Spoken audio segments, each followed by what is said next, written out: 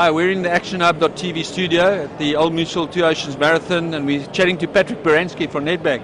Welcome, Patrick. Great to have you here. Yeah, it's nice to be here, Michael. It's nice to be down in the Cape. It looks like in for an interesting weekend of weather.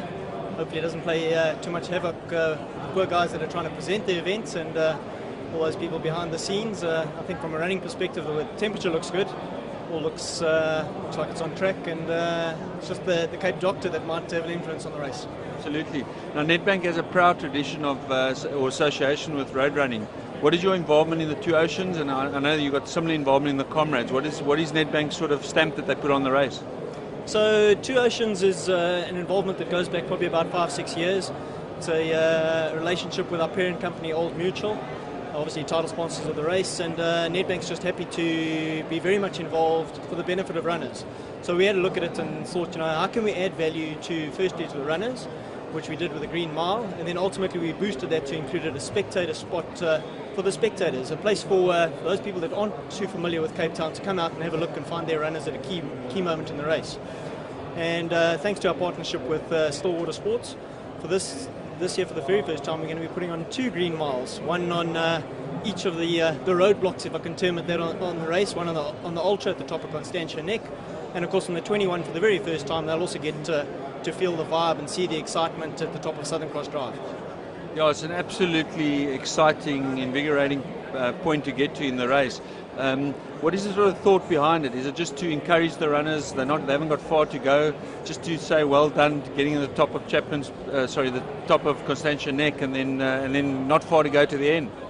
Oh, look, I think all runners go through ebbs and flows of the day, and we tend to see only the elite athletes and how easy it is for them.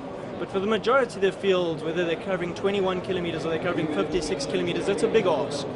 And the whole point behind the Nedbank Green Miles and spectator spots is that little boost. It's no coincidence that we've chosen the 2 big hurdles in terms of the activation and the motivational spots. And we want to push them over the top and say, guys, if you've got to the crest, you must be able to make those short, sharp kilometers back down to the finish to claim your well-deserved medal. Yeah, absolutely, it's a great place in the race. And then, of course, Nedbank's other involvement with the Nedbank running clubs. How's the team looking for this year, and what are your hopes for tomorrow? Yeah, look, the Nedbank Running Club, again, two parts to that. We're thrilled with the way the elite athletes go about their job, but it's very competitive up front. If you come away with a handful of gold medals over the men's and ladies in the ultra race, it's a bonus for us. I think a lot of them are obviously focusing on the Comrades Marathon, which is not too long to go for that. And then, of course, we've got 638 athletes that are proudly donning the Nedbank running kit across the spectrum, just trying to reach the 3 hour and a half marathon cutoff and 7 hours. So, that's just as exciting for us. They wear their colours proudly. We're very honoured that they've chosen to use our club as a way to express their running. They could have chosen hundreds of others, and that's what's nice about the sport. Right at the front, you can stand on the start line with an Olympian or a race winner and measure yourself against their performance on the day and against your own performance. That's what's awesome about running. How many clubs do you have now across the country? So Nedbank's in a fortunate position that when we started up, we said the only way you're really going to do justice to the sport is to do it across the country. So we've got 13 clubs now nationally, spread around the country.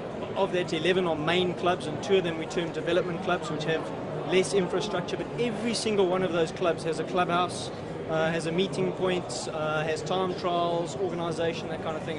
It's an important thing that people get value for their club membership, and also get to socialise and learn from each other, and more importantly, learn from some of their heroes, some of these elite runners that we're talking about. Patrick, great to chat to you. Great to have Nedbank involved. All the best. Michael, thanks a lot, and thanks to everything that you guys continue to add to the sports across the country and keeping the endurance sport vibe alive. Thank you.